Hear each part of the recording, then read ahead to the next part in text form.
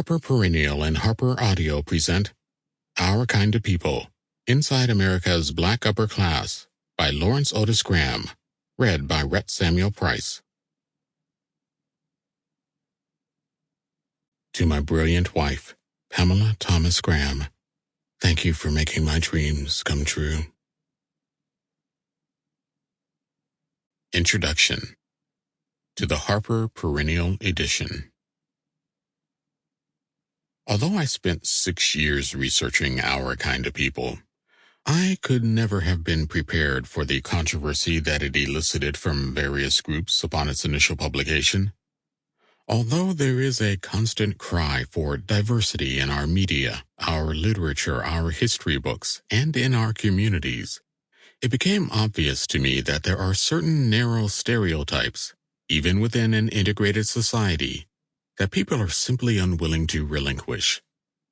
The stereotype of the working-class black or impoverished black is one that whites, as well as blacks, have come to embrace and accept as an accurate and complete account of the Black American experience.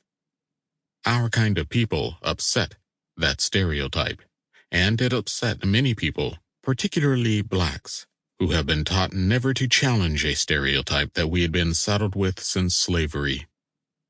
For many people, this book is a political or social hot potato, in the sense that even though most blacks talk about the issues of elitism, racial passing, class structure, and skin color within the black community, they don't want to see it broadcast in a book.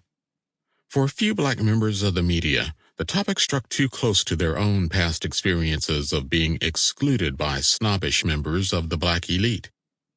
Some of them quietly told me that they were glad that I wrote the book because it was disproving the stereotypes, but that they could not publicly support the book because their white audiences would find the concept of rich, educated blacks too threatening, and because their black audiences would find the subject too painful. An extensive national tour uncovered many surprises during media interviews, personal appearances, and internet dialogues, as well as at high-end cocktail parties. A short time after Our Kind of People was first published, there was a series of discussion panels set up in different cities so that members of the black elite could come together and share their views on the book and address the controversy that had arisen around the issue of class within the black community. Each of these panel discussions was preceded by a somewhat formal cocktail party where guests, many of them members of old guard social clubs or prominent families, had the opportunity to mingle with old friends as well as representatives from the media. Although the largest event took place at the Harvard Club in New York City, the most memorable one occurred on a hot spring evening in Los Angeles. "You'd better not show your face in Martha's Vineyard this summer," snapped an attractive Yale graduate as she remarked how she and some of her other black friends were responding to the controversy around Our Kind of People. She'd evidently seen me in Oak Bluffs in prior years and had heard that many people were disturbed either because their names hadn't appeared in the book or because they believed that wealthy blacks shouldn't be talking about their accomplishments. I felt both groups were being unreasonable, and I told the woman so.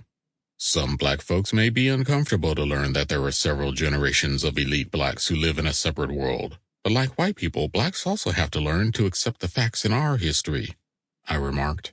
I don't think the black upper-class crowd should be ashamed of its success any more than the WASP elite, Italian elite, or Jewish elite. You opened a real can of worms, another woman remarked as she stood by listening.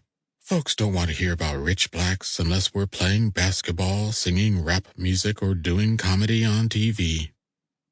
As casual as that remark was, it was actually an accurate assessment of many black people's response to a book that I had spent 6 years researching.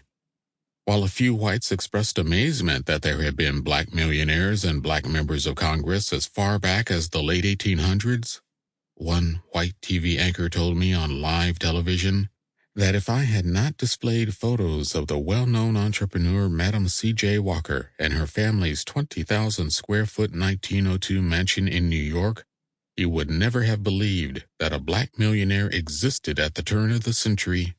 Most were fascinated by how closely class structure and elitism among blacks mirrored that found in other racial and ethnic groups.